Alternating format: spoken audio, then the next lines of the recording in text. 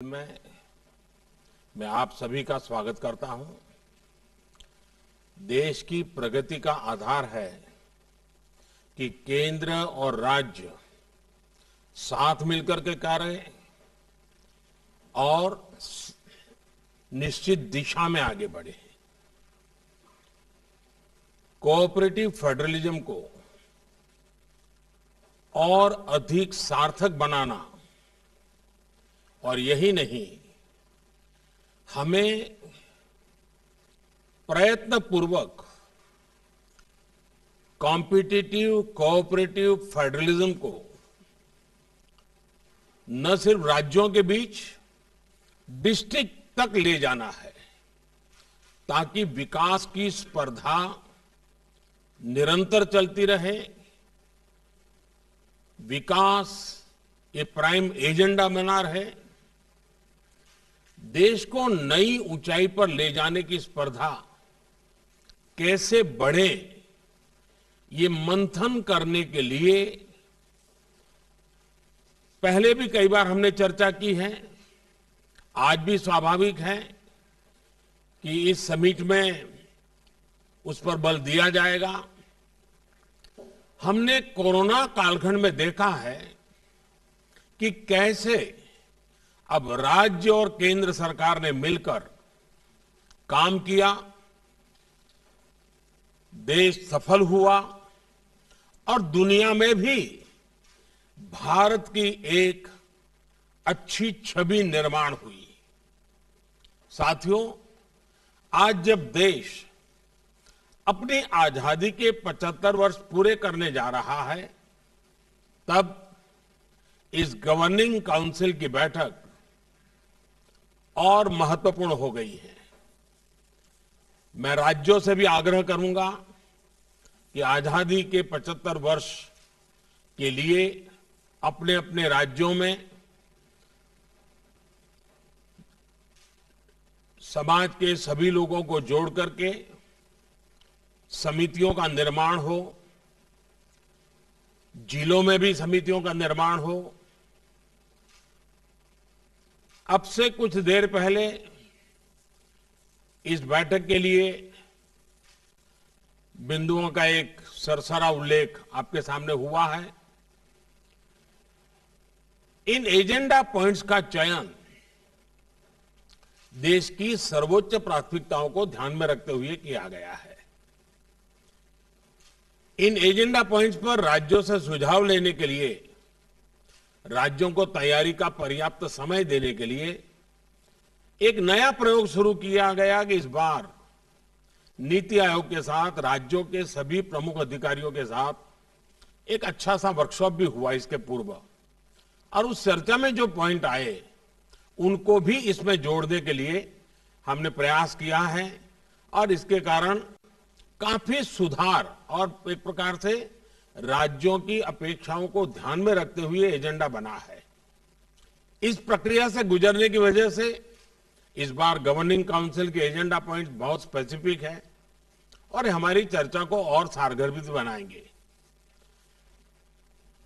साथियों, पिछले कुछ सालों में हमने देखा है कि हमारे देश के गरीबों को एम्पावर करने की दिशा में बैंक खाते खुलने से, टीकाकरण बढ़ने से, स्वास्थ्य सुविधा बढ़ने से, मुफ्त बिजली कनेक्शन मिलने से, मुफ्त गैस कनेक्शन, मुफ्त शौचालय निर्माण की योजनाओं, उनके जीवन में, खास करके गरीबों के जीवन में एक अभूतपूर्व बदलाव नजर आ रहा है।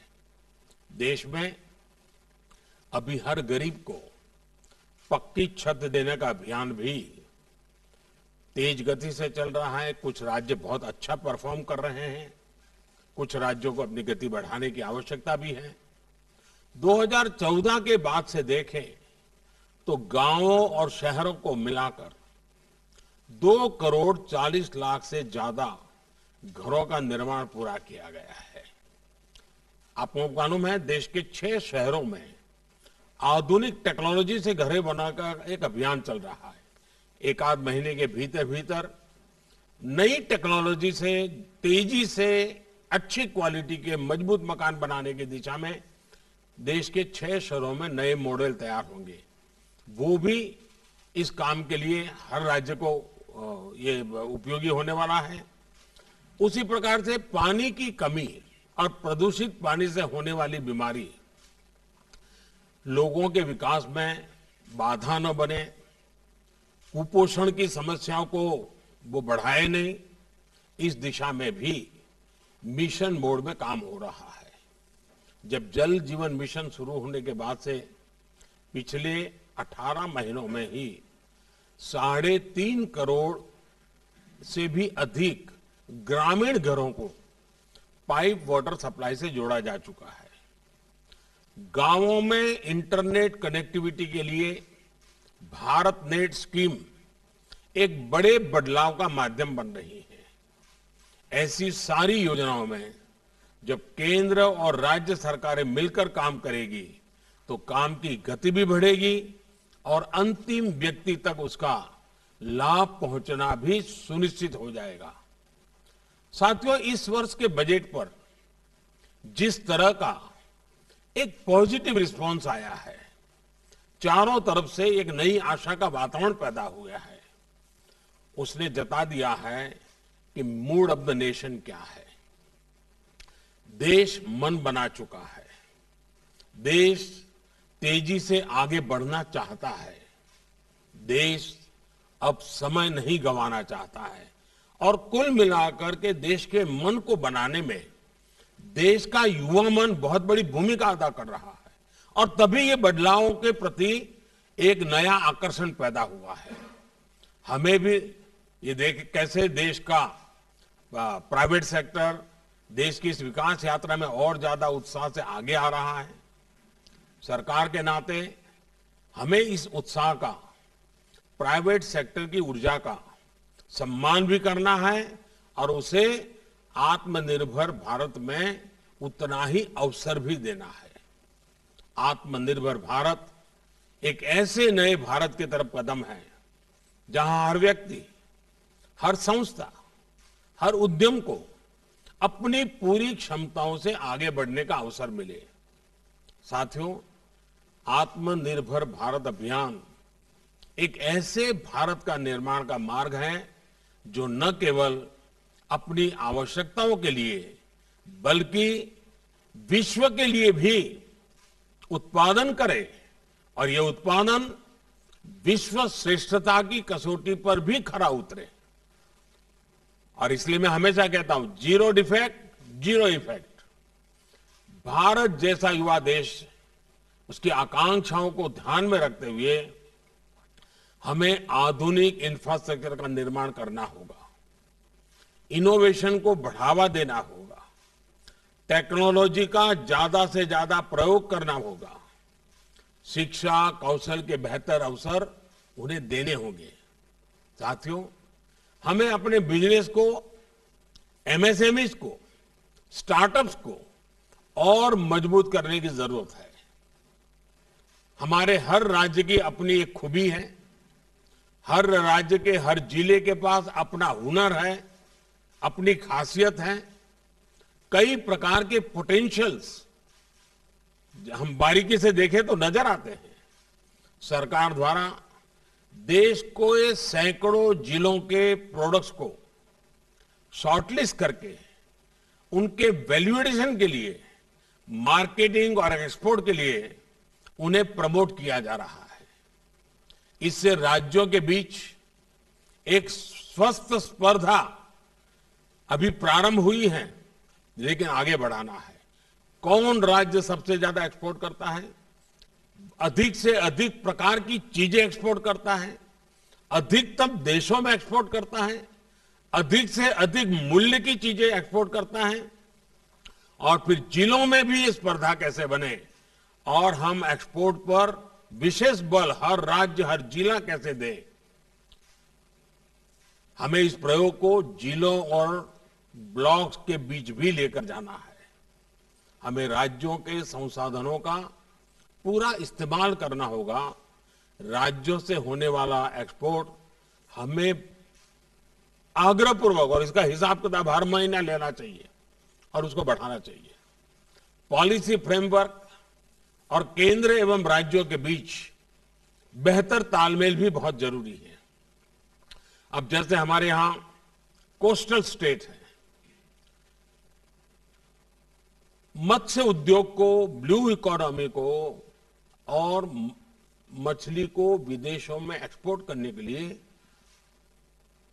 असीमित अवसर है। हमारे कोस्टल स्टेट उसके लिए क्यों न स्पेशल इनिशिएटिव ले। देखिए, इकोनॉमी को बहुत बड़ा बल मिल सकता है, हमारे फिशरमैन को बहुत बड़ा बल मिल सकता है। मैं चाहूंगा कि आप इस बात से परिचित हैं कि केंद्र सरकार ने विभिन्न सेक्टर्स के लिए एक पीएलआई स्कीम शुरू की है। ये देश में मैन्युफैक्चरिंग बढ़ाने का बेहतरीन अवसर है। राज्यों को भी इस स्कीम का पूरा लाभ लेते हुए अपने यहां ज्यादा से ज्यादा निवेश आकर्षित करना चाहिए। कॉरपोरेट टैक्स की दरें कम करने का लाभ भी राज्यों ने बढ़ चढ़ करके उठाना चाहिए। आपने ऐसी कंपनियों का संपर्क करना चाहिए कि दुनिया में इतना कम टैक्स रेट जब किया गया है तो उसका फायदा आपके राज्य को मिलना चाहिए। साथियों, इस बार के बजट में इंफ्रास्ट्रक्चर के लिए दिए गए फंड की भी काफी चर्चा हो रही है। इंफ्रास्ट्रक्चर पर होने वाला ये खर्च देश की अर्थव्यवस्था को कई स्तर पर आगे बढ़ाने का काम करेगा, रोजगार के भी बहुत अवसर पैदा करेगा। एक मल्टीपल इफेक्ट होती है इसकी। नेशनल इंफ्रास्ट्रक्चर पाइपलाइन में राज्यों का हिस्सा 40% से इसलिए 40% है और इसलिए जरूरी है कि राज्य और केंद्र मिलकर अपने बजट को सिंक्रोनाइज करें, प्लानिंग करें और प्राथमिकताओं को तय करें। अब भारत सरकार ने अपना बजट पहले की तुलना में 1 महीना प्रीपोन किया है। राज्यों के बजट और केंद्र के बजट में बीच में 3-4 सप्ताह मिल जाते हैं, तो केंद्र के बजट के लाइट में राज्यों का बजट बनता है, तो दोनों मिलकर के एक दिशा में आगे बढ़ते हैं। और मैं चाहूंगा कि इस दिशा में भी राज्यों के बजट चर्चा करते होंगे। जिन राज्यों का बजट अभी आने वाला है वो इस काम को और प्राथमिकता पर कर सकते हैं। केंद्रीय बजट के साथ ही राज्यों का बजट भी विकास को गति देने में, राज्यों को आत्मनिर्भर बनाने में उतना ही अहम है। साथियों, 15वें वित्त आयोग में लोकल बॉडीज के आर्थिक संसाधनों में बड़ा इजाफा होने जा रहा है। स्थानीय स्तर पर गवर्नेंस में सुधार लोगों का लिए क्वालिटी ऑफ लाइफ और उनके आत्मविश्वास का आधार बनती है। इन सुधारों से में टेक्नोलॉजी के साथ साथ जन भागीदारी भी बहुत आवश्यक है। मैं समझता हूं कि पंचायत राज व्यवस्था तथा नगर निकायों के निर्वाचित प्रतिनिधियों को इस कन्वर्जेंस तथा आउटकम्स के लिए जिम्मेदार बनाने का भी समय आ गया है। स्थानीय स्तर पर बदलाव के लिए जिले, राज्य और केंद्र एक साथ मिलकर काम करते हैं तो परिणाम कितने सकारात्मक आते हैं, इसके लिए आकांक्षी जिलों का उदाहरण हमारे सामने है। एस्पिरेशनल डिस्ट्रिक्ट का जो प्रयोग रहा है वो अच्छे परिणाम दे रहा है, लेकिन पिछले कुछ दिनों में कोरोना के कारण जो गति आनी चाहिए तो नहीं आई, लेकिन अब फिर से उस पर हम बल दे सकते हैं। साथियों, कृषि अपार क्षमताओं से भरी है, लेकिन फिर भी कुछ सच्चाइयां हमें स्वीकार करनी होगी। हम कृषि प्रधान देश कहे जाएं, उसके बावजूद भी आज करीब 65-70 हजार करोड़ रुपए का खाद्य तेल हम बाहर से लाते हैं। ये हम बंद कर सकते हैं। हमारे किसानों के खाते में पैसा जा सकता है। ये पैसों का हकदार हमारा किसान है, लेकिन इसके लिए हमारी योजनाएं उस प्रकार से हमें बनानी होगी। हमने पिछले दिनों दालों में प्रयोग किया, उसमें सफलता मिली। अब दाम बाहर से लाने में, दालों को बाहर से लाने में खर्चा हमारा काफी कम हुआ है। ऐसी कई चीजें, कई खाद्य चीजें बिना कारण हमारे टेबल पर आज आ जाती है। हमारे देश के किसानों को ऐसी चीजों को उत्पादन में कोई मुश्किल नहीं है, थोड़ा गाइड करने की जरूरत है। और इसलिए ऐसे कई कृषि उत्पाद हैं जो हमारे किसान न सिर्फ देश के लिए पैदा कर सकते हैं, बल्कि दुनिया को भी सप्लाई कर सकते हैं। इसके लिए जरूरी है कि सभी राज्य अपनी एग्रो क्लाइमेटिक रीजनल प्लानिंग उसकी स्ट्रेटेजी बनाएं, उसके हिसाब से किसान को मदद करें। साथियों, बीते वर्षों में कृषि से लेकर पशुपालन और मत्स्य पालन तक एक होलिस्टिक अप्रोच अपनाई गई है। इसका परिणाम है कि कोरोना के दौर में भी देश में कृषि निर्यात में काफी बढ़ोतरी हुई है, लेकिन हमारा पोटेंशियल इससे अनेक गुना ज्यादा है। हमारे प्रोडक्ट्स का वेस्टेज कम से कम हो, इसके लिए स्टोरेज और प्रोसेसिंग पर भी ध्यान देने की जरूरत है और उसमें इन्वेस्टमेंट के लिए हमें जितने भी पोटेंशियल जहां भी है उसको जोड़ना पड़ेगा। हमें जानते हैं कि भारत साउथ ईस्ट एशिया में रॉ फिश एक्सपोर्ट करता है। जब मैंने प्रारंभ में कहा, वहां वो फिश प्रोसेस करके भारी मुनाफे और प्रोसेस प्रोडक्ट के तौर पर बेची जाती है। क्या हम सीधे प्रोसेस फिश प्रोडक्ट को बड़े पैमाने पर एक्सपोर्ट नहीं कर सकते? हमारे सभी कोस्टल स्टेट खुद अपना इनिशिएटिव लेकर के इस पूरे ग्लोबल मार्केट को ऊपर अपना प्रभाव पैदा नहीं कर सकते हैं? ऐसी स्थिति कई और क्षेत्रों, कई और प्रोडक्ट्स के साथ है। हमारे किसानों को जरूरी आर्थिक संसाधन मिले, बेहतर इंफ्रास्ट्रक्चर मिले, आधुनिक टेक्नोलॉजी मिले, इसके लिए रिफॉर्म्स बहुत जरूरी है। साथियों, हाल ही में ऐसे कई रिफॉर्म्स किए गए हैं जो रेगुलेशन को कम करते हैं, सरकार का दखल कम करते हैं। मैंने पिछले दिनों देखा, सरकार के अंदर सामान्य व्यक्ति को कंप्लायंस, हजारों ऐसे कंप्लायंस हैं जिसको हम निकाल सकते हैं। जैसे पिछले दिनों हमने 1500 कानून खत्म किए। मैं राज्यों से आग्रह करूंगा, आप एक छोटी टीम बिठाइए, बिना कारण, अब जब टेक्नोलॉजी है तो बार बार चीजें मांगने की जरूरत नहीं है लोगों से। ये कंप्लायंस का बर्डन देश के नागरिक के सर पर से हम कम करें, राज्य आगे आए। मैंने भी भारत सरकार में कहा है और हमारे कैबिनेट सेक्रेटरी उसके पीछे लगे हुए हैं, कंप्लायंस की संख्या जितनी कम हो करनी है। ये भी ईज ऑफ लिविंग के लिए बहुत जरूरी है। उसी प्रकार से साथियों, युवाओं को अपना सामर्थ्य खुलकर दिखाने का भी हमें मौका देना होगा। कुछ महीना पहले ही आपने देखा होगा, कुछ महत्वपूर्ण निर्णय किए गए। उसकी चर्चा बहुत ज्यादा नहीं होती है, लेकिन इसका परिणाम बहुत बड़ा होता है। ओएसपी रेगुलेशंस को रिफॉर्म किया गया था। इससे युवाओं को कहीं से भी काम करने की फ्लेक्सिबिलिटी मिली है। इसका बहुत बड़ा लाभ हमारे टैक्स सेक्टर को मिला। मैं अभी पिछले दिनों आईटी सेक्टर के लोगों से बात कर रहा था। मुझे कईयों ने बताया कि उनके 95% लोग अब घर से ही काम कर रहे हैं और उनका काम अच्छा चल रहा है। अब देखिए ये कितना बड़ा बदलाव आ रहा है। हमने इन चीजों पर बल देना होगा। हमें ऐसी जो बंदिशें हैं उन सारी बंदिशों को समाप्त करना चाहिए। काफी मात्रा में हमने पिछले दिनों रिफॉर्म करके किया भी है। आपने देखा होगा, कुछ दिन पहले हमने एक बहुत महत्वपूर्ण निर्णय किया है। जियो स्पेशियल डेटा से जुड़े नियमों को भी लिबरलाइज कर दिया है। जो अभी हमने किया है वो अगर आज से 10 साल पहले हम कर पाते तो शायद ये गूगल वगैरह भारत के बाहर नहीं बनते, वो हमारे यहां बनते।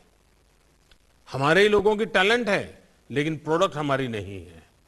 इससे हमारे स्टार्टअप्स और टेक सेक्टर को तो बहुत बड़ी मदद मिली है। मैं चाहता हूं कि ये फैसला देश के सामान्य मानवी की ईज ऑफ लिविंग बढ़ाने में मदद करेगा। और साथियों, मैं 2 चीजों का आग्रह करूंगा। आज विश्व में हमें एक अवसर प्राप्त हुआ है। उस अवसर को जुटाने के लिए हमारी कोशिश रहनी चाहिए ईज ऑफ डूइंग बिजनेस, और भारत के नागरिकों के लिए हमारी कोशिश रहनी चाहिए ease of living. Globally Bharat के पोजीशनिंग के लिए, भारत को अपॉर्चुनिटी ग्रैब करने के लिए ईज ऑफ डूइंग बिजनेस का महत्व है, और उसके लिए हमारे कानूनों में सुधार करना होगा, व्यवस्थाओं में सुधार करना होगा, और देश के नागरिकों की आशा अपेक्षाओं को पूरा करने के लिए, उसके जीवन को सरल करने के लिए, ईज ऑफ लिविंग के लिए जो चीजें आवश्यक हैं उसको बल देना पड़ेगा। साथियों, मैं अब आपके अनुभव, आपके सुझाव सुनने के लिए उत्सुक हूं। आज हम दिन भर बैठने वाले हैं। बीच में एक थोड़ा समय हम ब्रेक लेंगे, लेकिन हम सारे विषयों की बात करेंगे।